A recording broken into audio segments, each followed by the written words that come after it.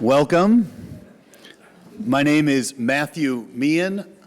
I am the Director of Academic Programs here at the Kirby Center for Hillsdale in DC and the Worsham Teaching Fellow. It's wonderful to have you all here for this very important topic. Hillsdale College in DC, we are a liberal arts college, and the Kirby Center cares about constitutional study and citizenship, and part of the liberal arts, a way of retranslating that same phrase, might be the arts of liberty, the arts of self-government, both of the soul to be free, but also of the city to live in a self-governed way. And part of the issue tonight is self-government. Tonight, Mr. Browne, John Browne, will be delivering his talk and presentation on how to think about Brexit. And it pertains very much to this question of self-government.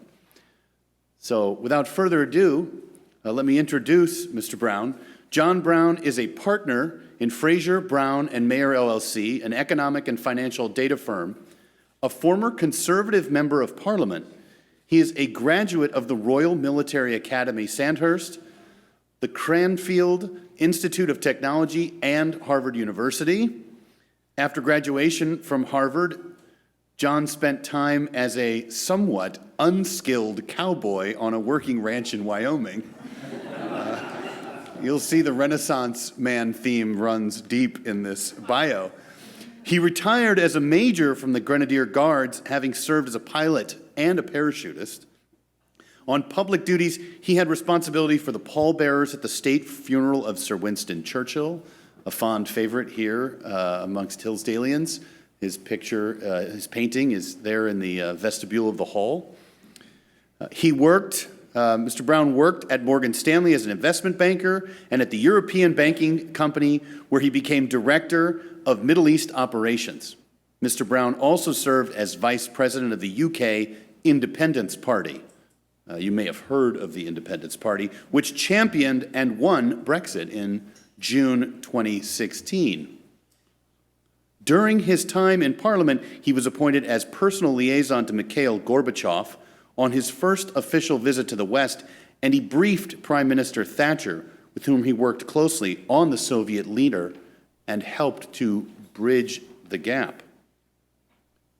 He is the author of 2 books, which I have to stop for a moment and mention. Hidden Account of the Romanovs, which is a fictional historical fiction, a novel that gets into the internecine relationships between the West, Vladimir Putin, the Bank of England, and Rasputin. So from Putin to Rasputin, it's quite a thing.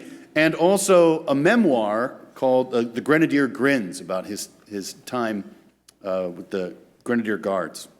So without further ado, it is my great honor to introduce a Renaissance man, Mr. John Browne.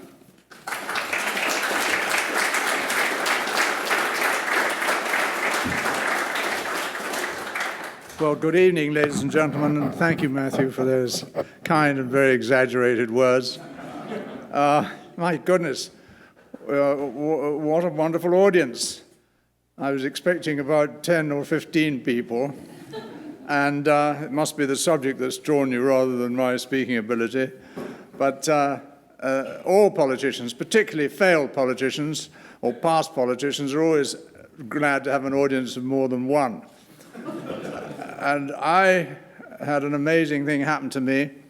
I was invited to speak at a financial conference in Hong Kong, and that was all arranged. And then suddenly the Federal Reserve Board of Philadelphia asked if I could speak just before it, and it fitted in perfectly.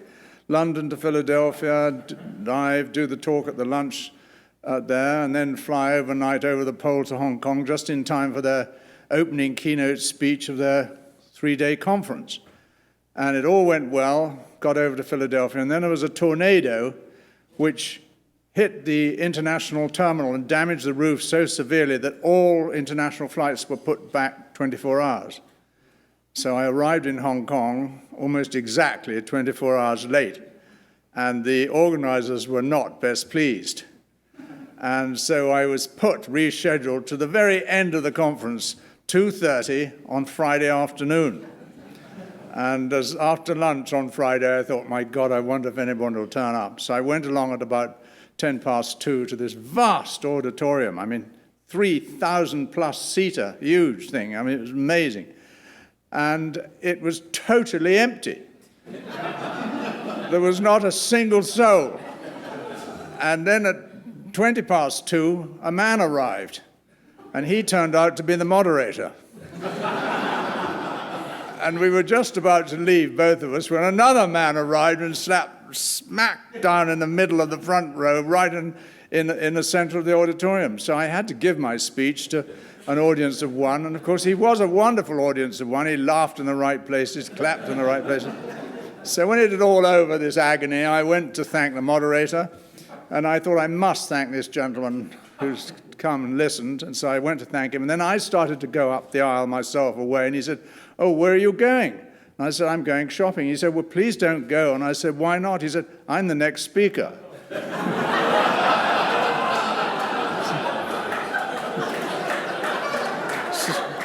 So thank you very much indeed for turning up this evening. I apologize in advance to these poor, luckily young people here on the left-hand side for the crick neck they'll probably have by the end of this evening, because this is a PowerPoint I did for you, and I thought this screen was going to be behind me, but that's what we've got to look at for a bit. It's a great honor to speak here at Hillsdale, because Hillsdale, to me, is a bastion of the sort of things I believe in, and I should say that I'm a bit of a mongrel here. I was born an English subject and elected to be an American citizen. I'm no George Washington, but that's the sort of thing that he did too. And so when I look at these people behind me, my English hat says this rabble of revolutionaries, and my American hat says these heroes of today. And I treat them as heroes because the Constitution is one of the finest documents ever written, and it will last many hundred years as long as it's obeyed, I think, in terms of democracy and representative democracy, not just democracy, but real representation. We've had many pretenses at democracy which really weren't any democracy at all, and you're just about to see a bit about one of them. And so to talk about Brexit. Brexit is a massive event, historical event, absolutely massive. It's going to affect greatly the United States, Europe, Britain, of course, the Commonwealth, which is 1.2 billion people, and the world, I would say. And it's going to be a great battle that's either won or lost and leading to the future between professional state apparatus and the people. And so it's a great battle for democracy, or a representative democracy.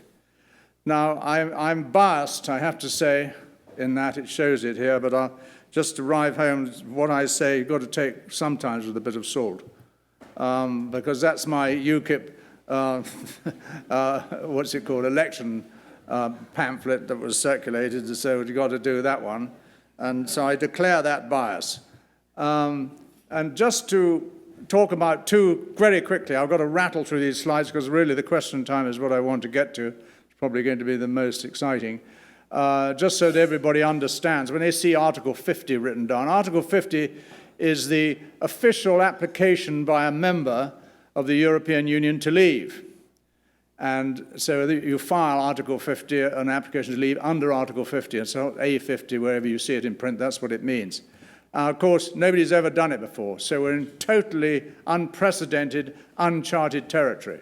Backstop is the thing where the Irish open border, the problem between Northern Ireland and Southern Ireland, a complete red herring created by May and probably Merkel to take eyes off the customs union, because it means that Britain's going to remain on in the customs union until a solution comes to Northern Ireland.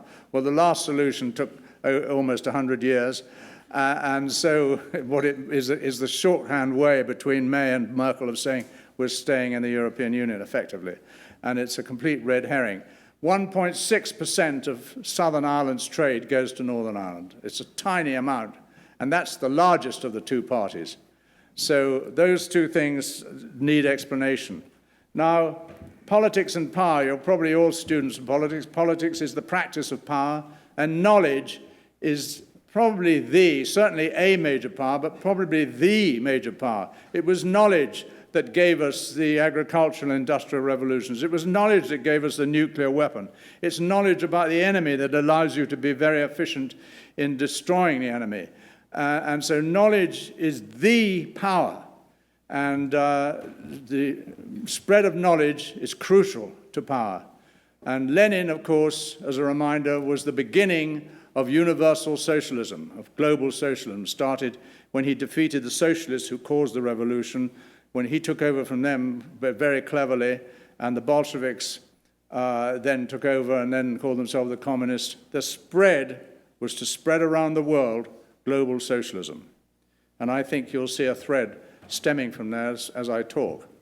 Now, this is background knowledge. This is not facts of things. This is having been alive for about 4 times the length of the average person here, and having experienced certain bits of history, like I thought nothing of it at the time. It was a great privilege, but I didn't think of it. I'm now one of the very few people who's actually spoken to Winston Churchill. I realize that it's, one sort of almost a part of history. But these are the sort of lessons I've learned, fundamental lessons that are important to this whole issue of Brexit. The first rule, I'm talking now not of the Far East, but of the Anglo-American world, and particularly Europe and England, the rule of the kings, and they had kingdoms and nations and empires. And then there was an enormous erosion of political power with the printing press, because it allowed those people who are educated to read and become knowledge,able. And that created power and allowed them to be knowledgeable in business, agriculture, industry, and so on. The fact is, with the knowledge, they were able to accumulate wealth. And that wealth meant they became monitors of the government. They had power because of the wealth gave them power to keep governments on track. And that's a crucial element to democracy. They basically forced democracy in the end. And when I was a young lad, I remember a village near me of Tom Brown's school days, where I lived in Wiltshire, my family home, and there was a man there, in my knowledge, who'd never been more than 15 miles from his home. His son was in the military in the Second World War, and he thought he'd been to the moon to go to Germany and France and all that sort of thing. And he couldn't read or write. I mean, ordinary people couldn't. First World War, most officers had to read the letters to their men, and the letters back, they had to write them to their loved ones, their family, sweethearts, and things like that. And even in my day in the army when I joined, there were several people who still couldn't read or write. Now that's changed, and so more people are able to have knowledge. And then the huge explosion was the release of the internet, which really gave huge knowledge to everybody. Now everybody in the world knows exactly what President Trump should do over Iran and over every other question. They know precisely. They were always guessing in the Iraq War exactly how we would attack the Kuwait, Saddam Hussein and all that sort of thing. I must say it wasn't all bad, because it must have confused the Iraqis no end, all these thousands of different plans. But there's now an effort, as I see it, of a clawback, that elites want this power back. And the way to get it is supranational governments. And it started long ago, even before the internet, with the creation of central banks, the United Nations, a huge supranational body, the IMF, the World Bank, all these bodies which really don't have any democratic legitimacy at all. They're sort of like the House of Lords in a way, but on a vast international scale. You just have to look at the banking crisis in Cyprus, where the central banks and the IMF and the European Union got together and said, right, we're going to confiscate deposits. Anybody with a deposit of over $100,000, there's 100. You might have had $1 million in there. We're taking 900,000. You've now got 100,000. That all started no democratic legitimacy at all. I mean, daylight robbery, and it was done in the open, and they all approved it. And government is very remote. I mean, it's remote enough for you and I when we vote for a senator or a representative. I mean, you try and go and see him or write to him, you get a standard letter back. I mean, it's only the very few that get real letters and get real access to these people. And when you find them abroad, I mean, finally getting hold of a European First of all the constituencies have 7 members. So which member do you write to? And so none of them have accountability. It all vanishes. And so the worst thing about it in the European Union is the European Union is aiming at a federal state, and a federal state means a total boss, not the United States with plural, but a federal state, singular, the first great experiment in a federal state, and that means the eradication of nations. And that's a big thing for everybody. Now, Lenin, as I said, his aim was universal socialism. His aim, although he offered peace, bread, and land, very simple election manifesto that even the simplest illiterate people could understand. But what he gave was the eradication of the middle class, which did away with any vestige of democracy, the impoverishment of the working class, and so everybody became dependent on the state. Just look at some of the politicians in the Western world today, giving everything away. The state's going to own everything. Education, get rid of the loans, the blah, blah, blah. All the money will come from some magic place called the state. And soon everything will be provided by the state. So if you're against the government, you're against all your sources of living. Just as when Gorbachev came and broke down communism in the Soviet Union, a lot of people were against him, because they owed everything. They had a massively well-paid job, food, light, energy, all housing, all came from the state. So why do away with this communist state? And so all power rests in a global elite, which is much more remote than the Soviet elite or the British or an American elite here in Washington. It's much more remote if it's on a global basis. And total power rests with them. And then you try to start a revolution then, when they've got all sorts of electronic thing and they control the world. You can't flee to anywhere as a revolutionary because there's nowhere else to go. They're all in the thing. So the great struggle you and I, everyone in this room faces, whether they know it or not, is against international progressive socialist elite. I call them IPSI, which are globalists. Some people call them the swamp. And the erosion of nationhood. And it's become politically correct. Anything you speak against it is politically incorrect. And I tend to be on the side which says free market capitalism and nationhood. And this is the biggest struggle that's above all else. I mean, there's Korea, there's Iran, there's this, there's that.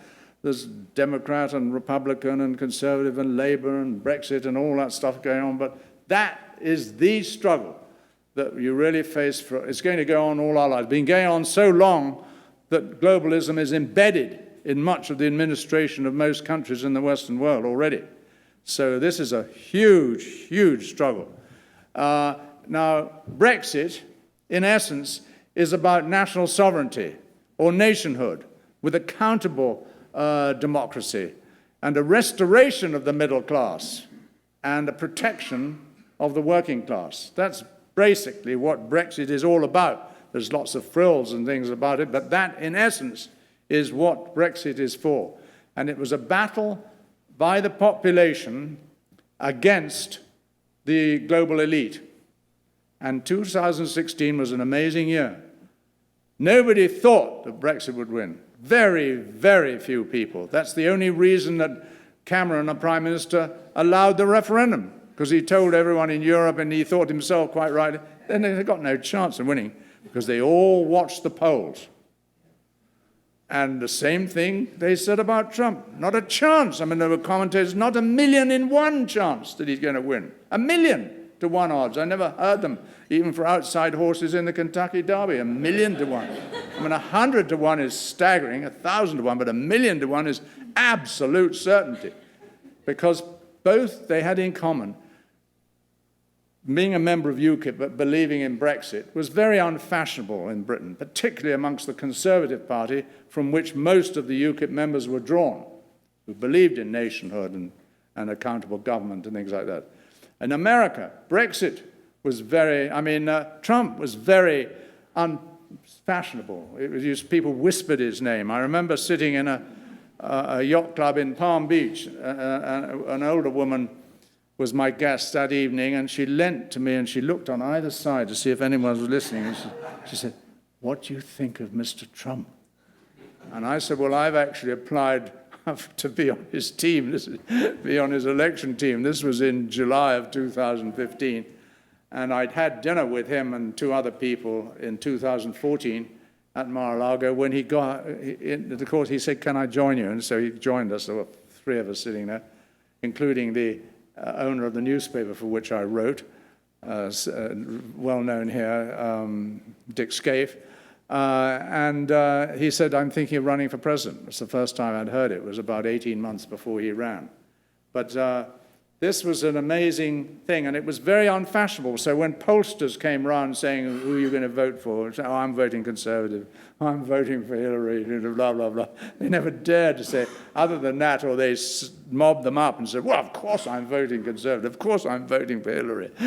But underneath, when it came to put their mark on the pad, it was a different story and completely fooled the pollsters in both countries. It was a very similar result for the same sort of reasons and the same struggle. And to understand Brexit, we're just going to go rattling through some slides now to just talk about the evolution of the European Union and why on earth Britain joined in the first place. Well, I'm not going to read that one out, but basically he's saying that, in order to have defense, well, NATO has existed already, which was the real defense of Europe, and the only thing the Russians were frightened of, they would have run all over us if it hadn't been for the nuclear umbrella of the United States and partially of Great Britain, which had American missiles, the only country that America trusted with its missiles. So those were the things, and that was a very brilliant decision made rather in a Bermuda Agreement between JFK and Harold Macmillan, who got on very well personally.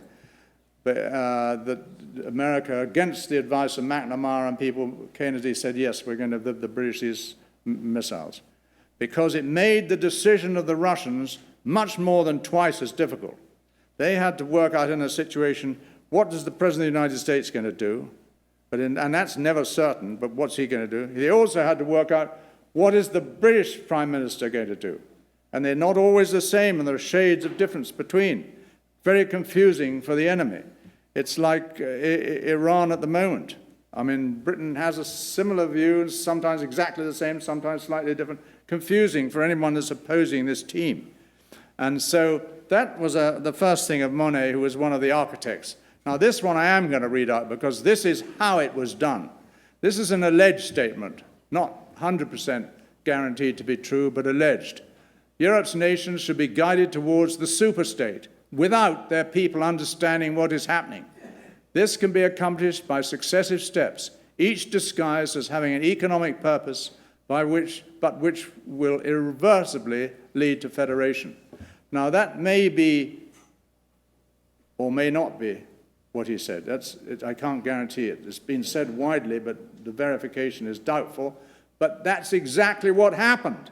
That's the important thing. This is exactly how it happened, exactly how Britain got involved and other countries. It's been done by subterfuge. Some people argue that the creation of the euro is absolutely a currency with faults built into it almost, because every time a fault is exposed, the call is greater union. Greater union. The solution is greater union. A banking crisis here, greater union. Another crisis, greater union. Getting towards that federal state. And so this is exactly how it has happened, and it certainly fooled the British, including me, because I voted to go in. Because we opened, it was the European Economic Community, which was a 550 million person market with no tariff barriers. So believing in free trade and all that, we thought this is right on our doorstep, this would be fantastic. So even people like me were hoodwinked into voting for it. And then, of course, it got worse and worse. And the first thing we began to see in England was how the European Union was going to divide as part of the getting rid of all nations. First of all, get rid of the nations, and the second step is eradicate even any memory of the nations. So getting rid of Britain, they were going to divide us into 11 regions. Scotland was small enough to be one, Wales was one, Northern Ireland was one, but England was going to be divided into those 8 regions, you say, which already now exist thanks to the Labour government. But the people voted after creating these regions, and each of them reporting directly to Brussels. Westminster, the national parliament, totally bypassed. So all these regions would be regions of the European Union reporting to the Brussels government, not to the British government.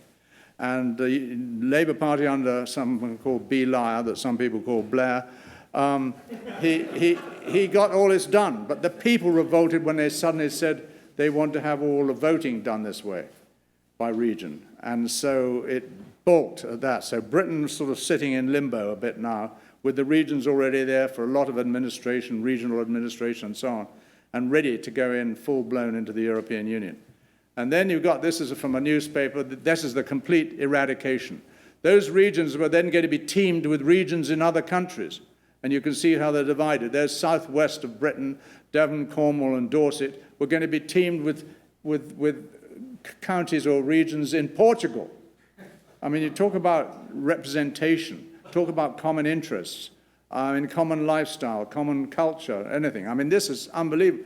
The people in the south of England are going to be teamed with people in northern France, but with a French majority. Portugal with a Portuguese majority.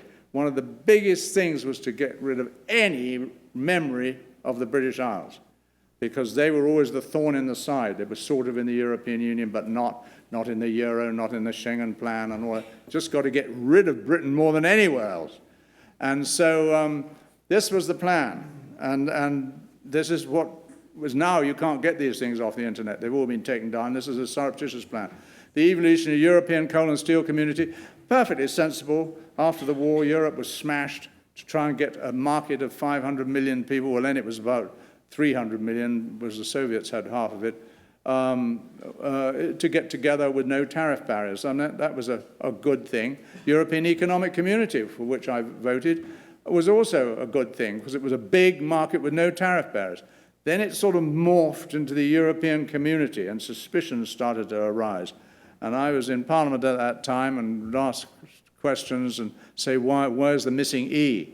And embarrassed ministers would say, oh yes, I mean European Economic Community, having just said Economic Community. And of course Thatcher was on our side. She believed in EEC. And then in the European Union, which was absolutely blatant. And of course my belief, and this is where you've got to take it with a pinch of salt, is that Germany is a young country created in the 19th century, very potent people, the Germanic peoples. I mean, 90% of the Praetorian Guard of the Caesars of Rome were Germanic. The German tribes eradicated totally 3 legions of the Roman army in 2 days, so that no survivors came out, and the site of the battle was lost until about, I think it was 6 years ago, I saw on the History Channel, some British officer found the site. But the site of the battle was lost to history. It was so total. And so Germany has always been after empire. Trying to conquer France in the Franco-Prussian War, to grab the French Empire, had failed. First World War, again, they very nearly got both the French and British empires off that, because we were teetering on a defeat before the Americans came into the war in 1917, and that they very nearly succeeded in. And you'll see in my book on the Romanovs the whole history of that. And the Second World War, Hitler openly said, Lebensraum, we want empire, we want room, living room for the German people. And they've protected Europe for 1,000 years from the hordes from the east, or almost 2,000 years. And so they're a very tough and productive, dedicated people. I mean, you only have to look at the things they produce, motor cars, vacuum cleaners, whatever it is, they work, unlike most of the British ones. And the UK joins what was the economic community, but it had now become the common market. And Ted Heath was an arch globalist, got us in. The Labour government, which was amazing under Wilson, actually had the integrity to hold a confirmational referendum. And the vote was to stay in. And that, I have to say, I voted for that myself. So we didn't see it at that time. But the question gradually dawned on people, was it the European Union or the Euro-Soviet? If you look at the Soviet Union with an elected parliament with no effective power, it's exactly what happened in Europe. There were great big elections to the European Parliament, But the Parliament has no power, except ridiculous powers like approval of the budget. You can't approve any item or any line item. You have to approve everything or nothing. And of course, nobody wants to bring the whole budget down, so nobody says anything. I mean, they talk, but they don't vote. So it's exactly this, an appointed politburo. In Europe, it's an appointed commission of unelected people right the way through. Unaccountable, unelected, shielded with vast salaries, tax-free, all that sort of stuff, and shielded from suits. You can't get at them. Political courts, we've seen numerous examples of political decisions by courts in Europe, and financial corruption rife. I mean, the accounts of the European Union haven't been signed by the auditors for 23 years. And I mean, which corporation, which individual would get away with unsigned accounts for a year or two? You'd be behind bars, but this all-powerful thing just says, okay, so the accounts weren't signed. And why would the European Union need 2,000 bank accounts if there weren't surreptitious payments going to hither and thither and untraceable this and that? You know, that's what I mean by corruption. And exactly the same as Europe. Now, it is a superstate. This is the first great experiment as Europe. Or, you know, single superstate, 500 million people, democratic deficit. Even the German Constitutional Court, the most powerful court in Germany, calls it the democratic deficit of the European Union. Has its own currency, the euro. Thank God Britain's not in that. Its own national anthem. Now talking about having its own army. And that's where they're keeping very quiet at the moment, because that's got the British very worried to have German soldiers marching around in Britain. That would be sort of politically embarrassing and hot. So that's all been played down. But Merkel thinks that once the Brexit thing is sorted out, they're going to go straight for it. European police. What will the British population think of having German police and people in Britain? And it will be just like the Roman Empire. You never used national police and forces on a country. The British had people from Italy, Greece, and everywhere else, because they're going to be much more severe on the local population than would be local people who've got families and things in the population. Nuclear deterrent, the second most powerful in the world in terms of penetration, is in Britain, and that would go to the European Union. If you notice, after the Second World War, the two main belligerents, Germany and Japan, were forbidden to have nuclear weapons. And this is Germany's way into getting them, is to get Britain in. It's a very important, completely hidden counter that Germany wants that British deterrent. The largest financial center in the world. I mean, New York is the largest stock market, Japan is the second, London is the third largest stock market. But when you add in foreign exchange, which trades in trillions a day, not billions, trillions a day, 80% of the world's gold bullion market is in London. Insurance, shipping, all that. It is the largest financial center in the world, would go to the European Union. These are huge prizes. The permanent seat on the United Nations Security Council. Both France and Britain have a seat, so they'd certainly get one, if not both. And of course, Britain is the head of the Commonwealth with 1.2 billion people with influence, not control. And the British began to see that this stuff was going away, fearsome of the EU army and so on, and feeling that the government of Europe was overbearing, getting into every part of their lives and giving instructions for remote, unaccountable, unknown in many respects people in Brussels. For example, that Brighton Beach was no longer to be called a beach. That British bananas were not straight enough. And they've straightened up since because we've been in the European Union. But I mean, people began to think, this is ridiculous. What are we doing with some bureaucrat in Brussels? These bananas I've loved all my life, and they're told they're not to be imported anymore because they're not straight enough. I couldn't care less whether they're straight or U-shaped. It doesn't mind me.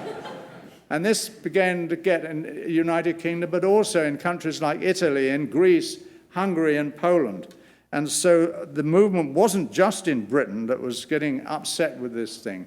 And it gradually dawned on the British people that this was really a terrible thing. And UKIP grew the party from nothing. It's very difficult to start new parties these days. I mean, the Labour Party took something like 30 years to get members of to get a government. And then suddenly, lo and behold, Nigel Farage starts a party 5.5 weeks before the European election and swamps every British. He's the largest British party in the European Union Parliament, pushing the Conservatives into 5th place. The ruling party pushed into 5th place. I mean, so amazing things can happen when people really get to understand, and the internet is crucial to the people beginning to understand. Information and knowledge was controlled by the elite before the internet.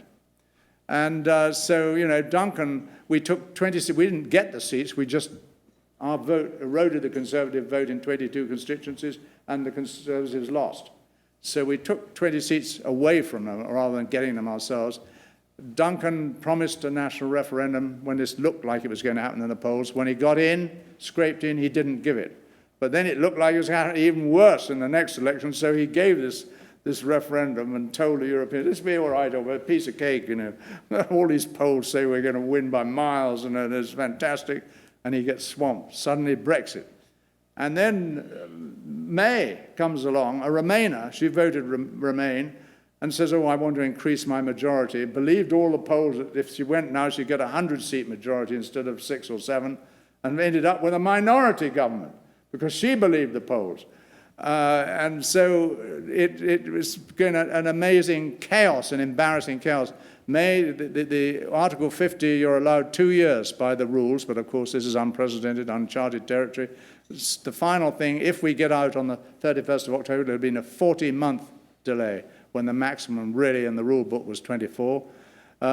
She's given up a lot of trump cards, you know, giving away all sorts of things, the nuclear deterrent, all these things I've slightly hinted at already, agreeing to pay a fine of $50 billion, and we're the second largest contributor to the European Union, all this sort of stuff. And she's presided over total chaos in Parliament. She had the largest defeat in British parliamentary history for any government business. And it came back against all the rules. Since 1604, the rule has been you can't present the same item to Parliament, the same Parliament. You've got to do it, if you want to do it again, it's got to be another Parliament. She produced it again, thanks to a conniving speaker who also voted Remain, a great critic of Brexit. He allowed her to do it, broke all the rules. She again defeated, and then defeated again. And she tried for the 4th time offering a referendum, a second referendum. That's like when your horse doesn't win the Kentucky Derby, you say, oh, sorry, let's run the race again. He had a bad start, so he slipped at the start, so let's run the race again. I mean, our system can't run like that. And so she offered this second referendum, having promised it would never pass her lips, in order to get people vote the 4th time. But she realized she was going to be defeated a 4th time and pulled it.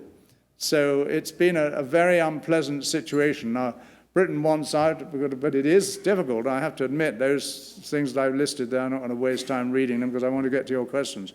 But the last one, the UK has not just a special relationship with the United States, but as President Trump has said, the very special relationship with the United States.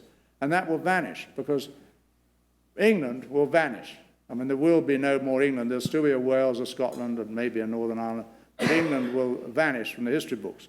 It'll be these 8 regions, which once was England.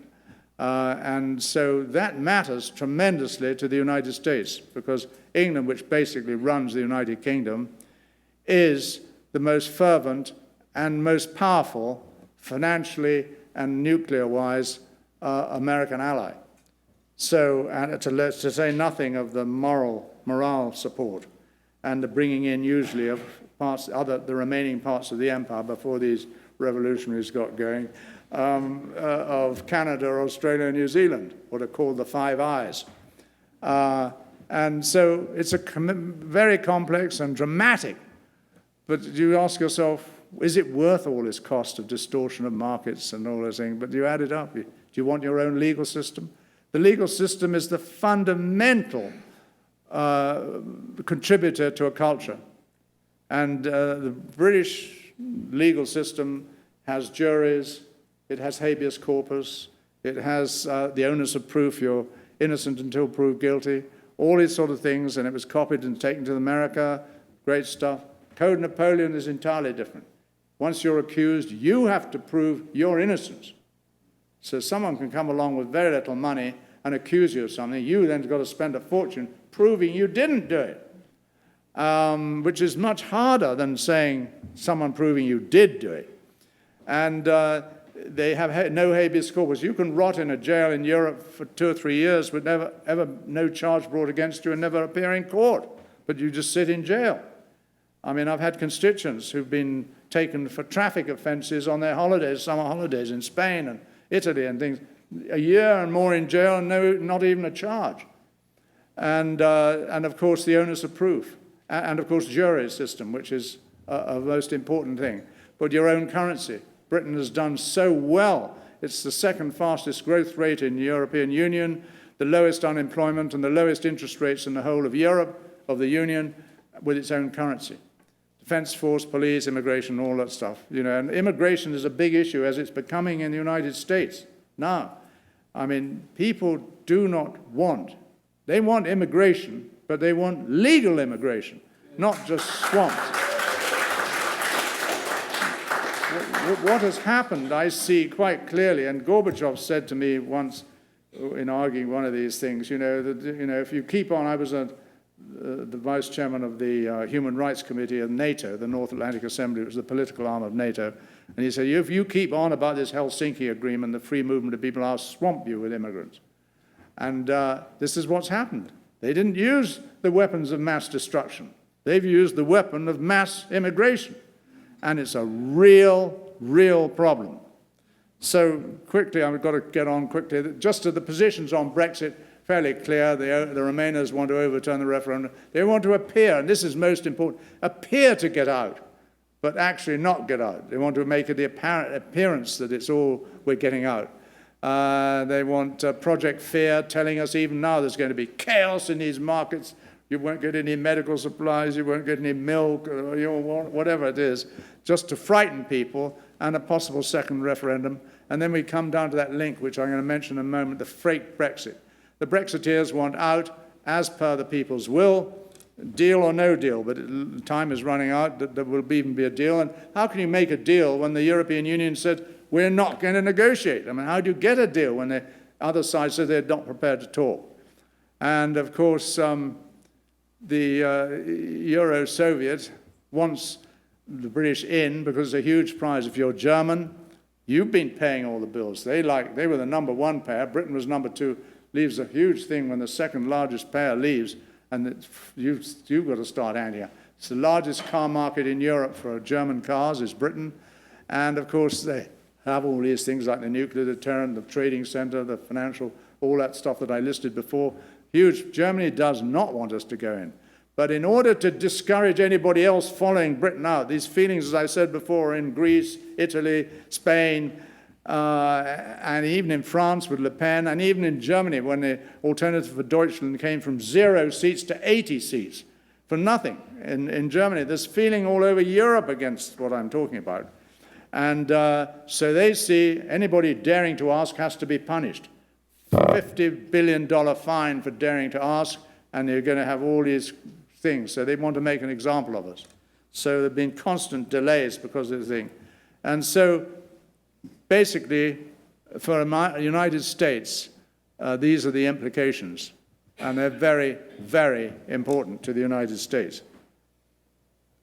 So nobody knows what the solution is going to be.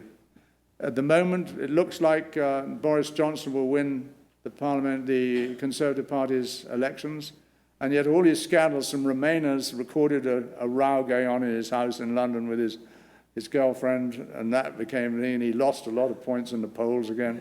I don't know whether it's reality, but the polls sort of showed it was.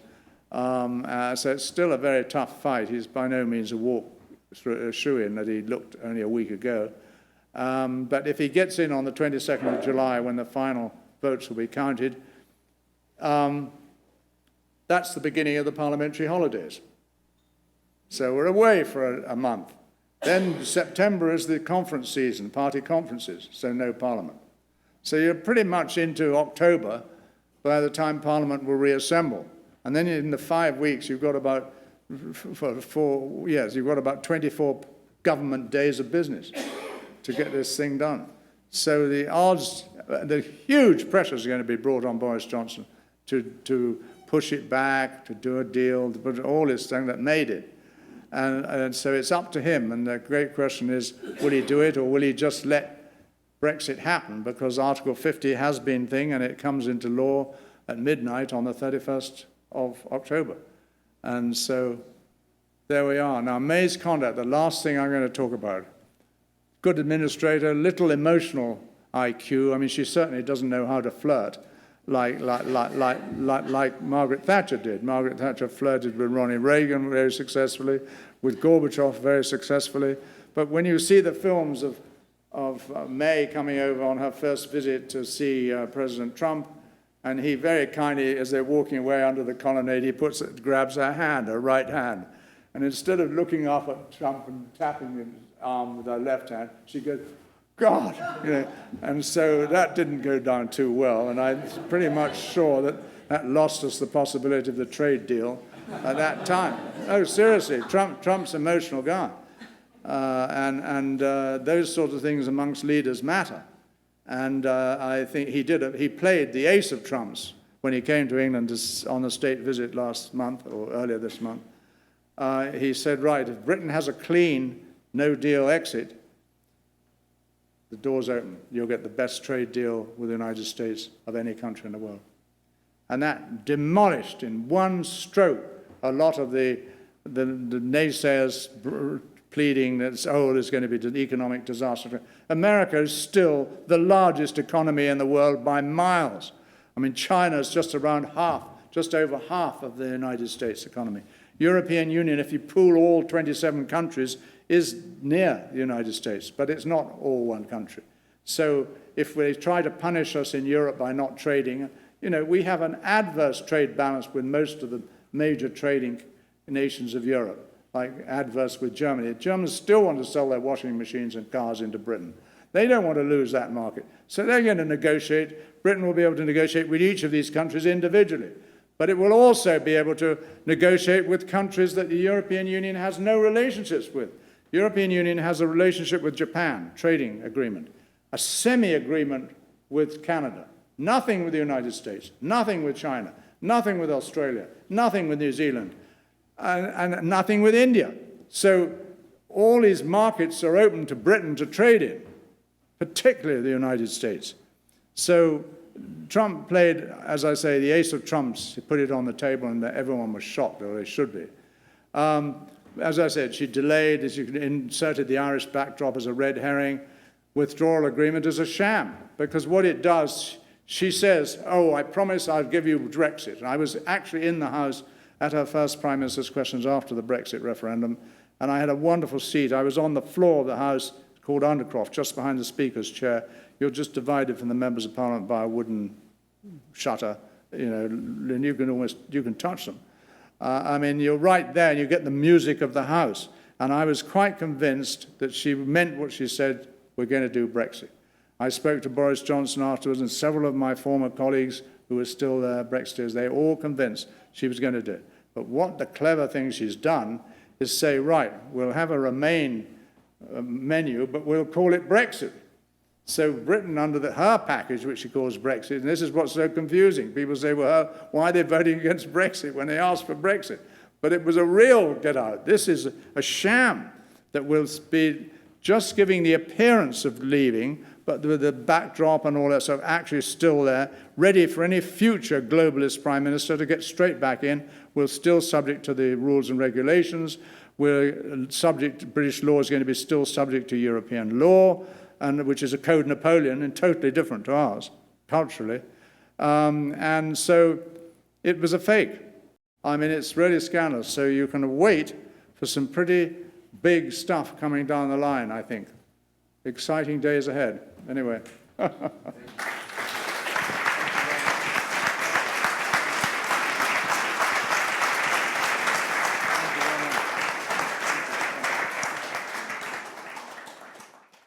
That gentleman I see first. We are told that sentiment to remain is much stronger, and it is the prevailing sentiment in Scotland. Why is that? That's a very interesting question. My mother was Scottish. The Scots, the Scots have always been wanting to get into England. My family is called Black Douglas. Well, he was called Black Douglas by the English. The Scottish called him Douglas the Good, because he was always raiding into England and things like that. And his heart, when he was dying, Macbeth said to Lord Douglas, "Carve out my heart and take it to the Holy Land." And that's why they wear it still in a coat of arms. And so Scotland has always been after getting away from England, or if not looting and doing this. It's been a problem area.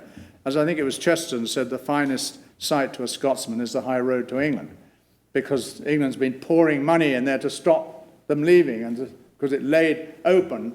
England's always been frightened since the Reformation and turning Protestant that Catholic countries like France, Spain, and would try to get England back. And Scotland was the route that they might take. And so England's always been terrified of it pouring lots of money into Scotland. The Black Watch, I don't see anybody here in that tartan, but it's the most popular tartan in the world, was called the Black Watch because they were Highlanders recruited by the British to keep our eyes on the Scots. The opposite of Black Douglas. We think the Black Watch was good, and they think it's terrible. And so Scotland wants to get away from England, basically, and to be trumped up. And therefore, if you're in the European Union, they're small enough to be a region. So they would be a self-contained region. England's going to be divided into 8. So Scotland would still be a region, but reporting not to Westminster, but to Brussels. And as a less developed area, because it has very thin soil and agricultural problems, and you've got to keep people on the land, and lots of money, German and British money, English money, coming from Brussels into Scotland. So if I was Scottish, I could understand why they voted to go that. But a lot of it is, I think they're wrong, and I'm biased, but I think it's not really in their interest, in their freedom. They're now almost more Protestant than the British Protestants. And so when they've got to go to Roman Catholic type things in Europe, and their legal system is in a way more refined than the British, they've got to completely abandon that. They're not going to have a very happy time. But that's the answer to your question. It's not a whole answer, because everyone will have different reasons. But those are the main reasons, that they think they're going to do better by remaining in, by being independent. There'll be a state, and there'll be a lot of money flowing towards it.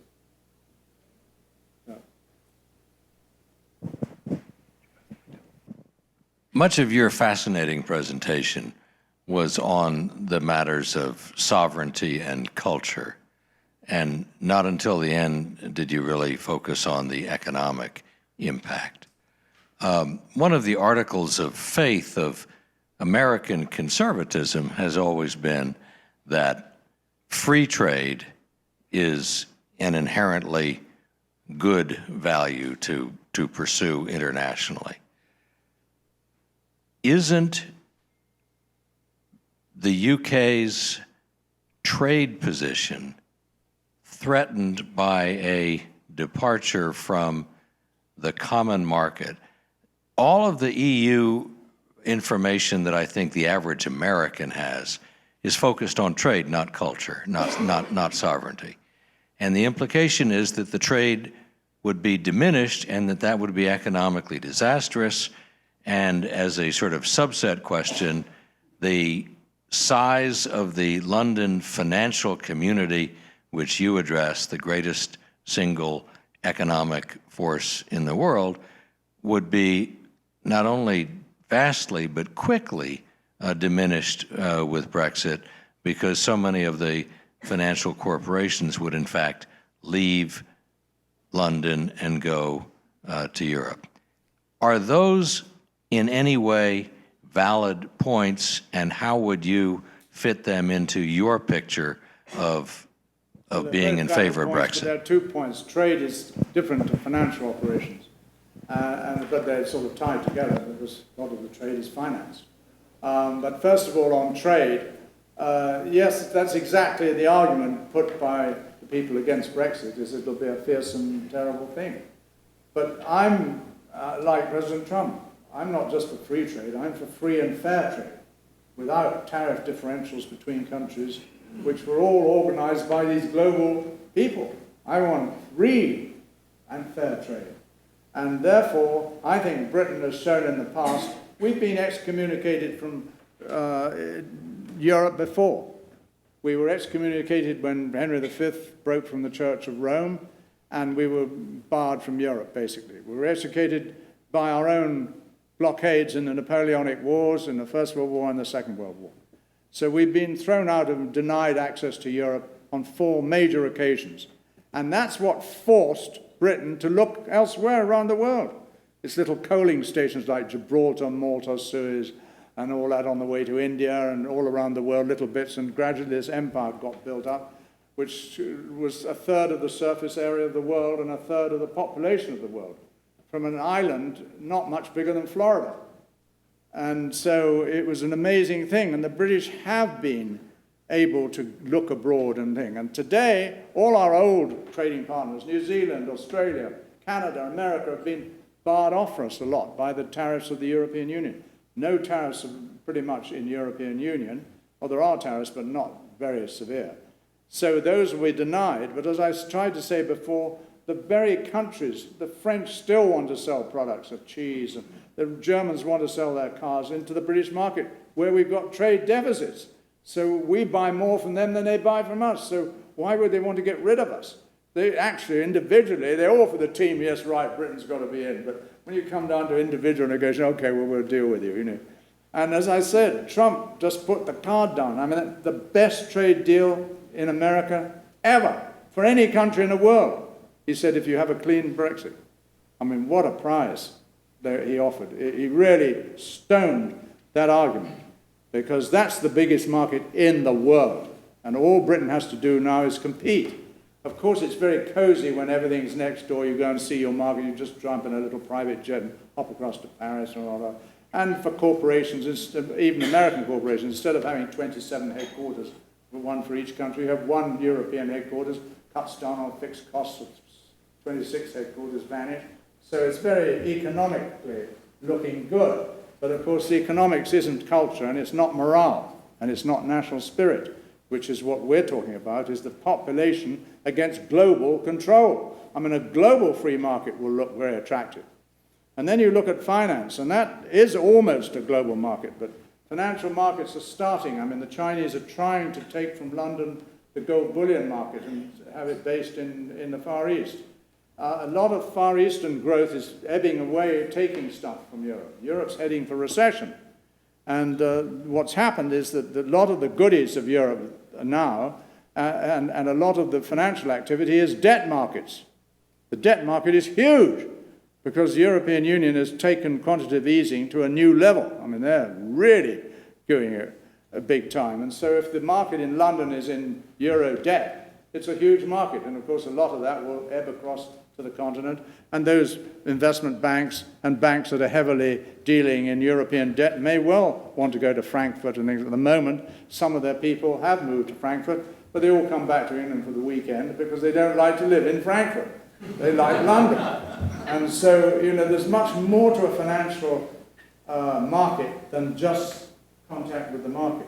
There's the accounting divisions, there's the legal side and processing, the technology of the speaking and doing the deals themselves of the exchanges. It takes years to build a major financial center like that. And I just don't see Frankfurt or Paris taking over from London in the longer term. The beginning, of course, they'll start to ebb back, but especially the tie between London and New York is like an umbilical cord. I mean, it's fantastically fast, same language, same legal system, everything. London and New York, they dominate the finances of the West. And if one of those were broken, the other's going to lose too. And Trump sees that. And that's why he realizes what I said, America's going to lose if we don't get Brexit. They've got to stick together. Together we succeed, and divided we fall. And that's what it's about. And the financial thing, it's debt. And my God, do the Germans want the British to be partly liable for this debt? That's why the Germans are constantly fighting against taking responsibility for the debt. Because the German ethos for its population has been, right, you work hard, we'll pay you in cash, money, and we, in return for that hard work, we will make sure your money is real. And ever since the Weimar Republic, and certainly since the Second World War, that has been true. And the Deutschmark went up and up and up and up. So they said, my God, this is too strong, it's hurting our exports. Let's think about joining this European currency. And the French sought out the ECU, and then they said, when the three powers, the United States, Russia, well, there's four, and Britain, but we allowed France to be in there, and British and Americans gave them parts of their sectors in Berlin and part of their zones. The Russians didn't. The reunification of Germany, France said, we won't agree until they join the European currency. So the euro was born. And the Germans are in there, marvellous for their exporters because it's cheaper than a Deutschmark would have been, but it's eroding and with all its debt. And they keep asking the Germans to be more responsible for backing up the debt, and the Germans keep quiet. They don't want to do it, but they want Britain in there. I mean, it's incredible. I mean, and Germany is one of the few countries in the world that has cash. 300 billion of cash. It's twice what China has. I mean, they've worked and they've hoarded their money. They haven't spent on their defense what they should have done, and they're shooting under the American wing. And again, President Trump fluffed to that, and the only president who dared to tell them. And so they've made fortunes. They're a very, very rich country. Unlike we're, America and Britain, just got piles of debt. And the fact that we've got electric lights here and cameras and chairs to sit on it is because we borrow so much. If there was reality in America and Britain, we'd be sitting on tree stumps.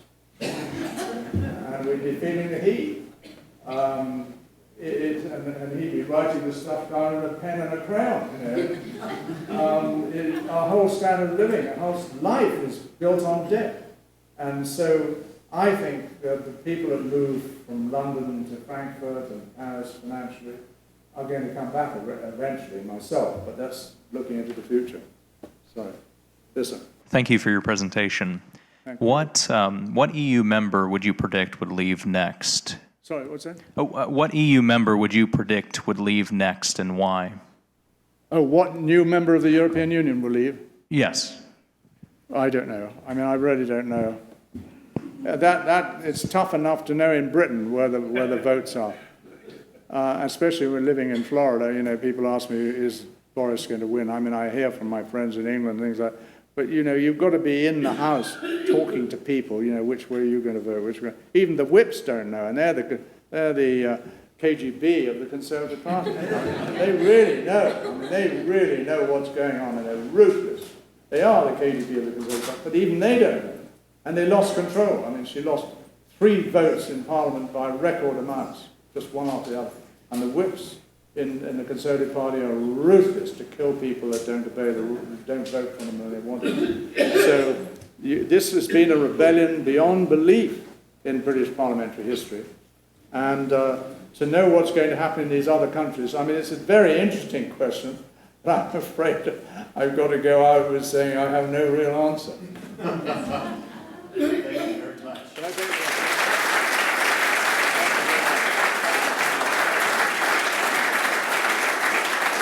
you very much. Thank you. Thank you very much.